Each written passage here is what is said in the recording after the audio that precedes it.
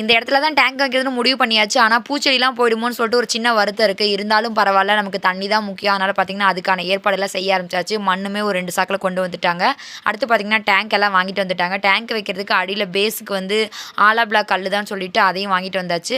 ஆக்சுவலா தொட்டி கட்டுற பிளான் தான். பட் இப்போ வந்து மழைக்காலம் அப்படிங்கிறதுனால நிலத்தொட்டி வந்து வேண்டாம் அப்படின்னு சொல்லிட்டு ஜனவரிக்கு மேல கட்டலாம் அப்படின்னு சொல்லி முடிவு பண்ணிட்டோம். வெயில்ல நின்னு வீடியோ எடுக்கிறதுக்குள்ளேயே எனக்கு வேர்த்துருச்சு. இந்த வெயில்ல எப்படிதான் வேலை செய்வாங்களோ அப்படின்னு நான் நினைச்சேன். அதுக்கப்புறம் பார்த்தீங்கன்னா, கல்லெல்லாம் கொண்டு வந்து அடுக்கிட்டு இருக்காங்க.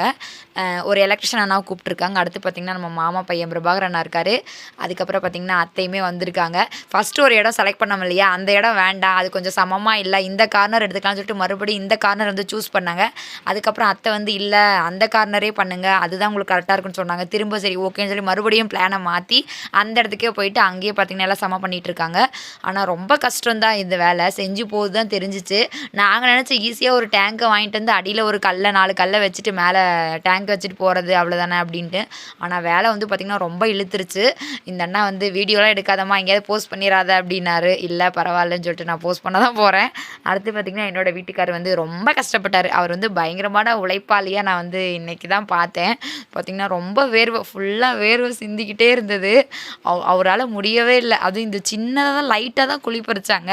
அதிலயே பார்த்தீங்கன்னா, நெறைய கல்லு. அதில தான் அவர் வந்து பயங்கரமா டென்ஷன் ஆயிட்டாரு. "என்னடி இது உங்க வீட்ல இவ்ளோ கல்லு போட்டு வச்சிருக்கிறீங்க?" அப்படின்னு சொல்லிட்டு. ஆக்சுவலா இது வந்து பழைய காம்பவுண்ட் செவுரு இடிச்சு எல்லாம் அதிலயே கொட்டி மேடு பண்ணிட்டாங்க. ஸோ, அதனால அடியில நோண்ட நோண்ட ஒரே கல்லா தான் இருக்கு வீடு ஃபுல்லா. அதுக்கப்புறம் பார்த்தீங்கன்னா, காலையில ஆரம்பிச்ச வேலை ஈவினிங் ஆகி நைட்டே ஆயிடுச்சு. அது வரைக்கும் போயிட்டே இருந்தது. மாணிக் மாமாவும் மாதத்தையும் வந்து பார்த்துட்டே இருந்தாங்க. இவங்க 3 பேரும் பார்த்தீங்கன்னா, ரொம்ப பரபரப்பா வேலை செஞ்சுட்டே இருந்தாங்க. நான் வந்து சும்மா கூட மாட ஏதாவது பண்ணிக்கிட்டு இருந்தேன். பட் ஆனா என்னோட ஹஸ்பண்ட் ரொம்ப நல்லவரு. என்ன வந்து "நீ கஷ்டப்பட வேணாம், நீ செய்ய வேண்டாம் போ. உன்னாலலாம் தூக்க முடியாது, நீ போ" அப்படின்னு சொல்லி என்ன அனுப்பி வச்சுட்டே இருப்பாரு. ஒரு வழியா டேங்க் எல்லாம் ஃபிட் பண்ணியாச்சு. வாட்டர் எப்படி வருதுன்னு அடுத்த வீடியோல பார்க்கலாம்.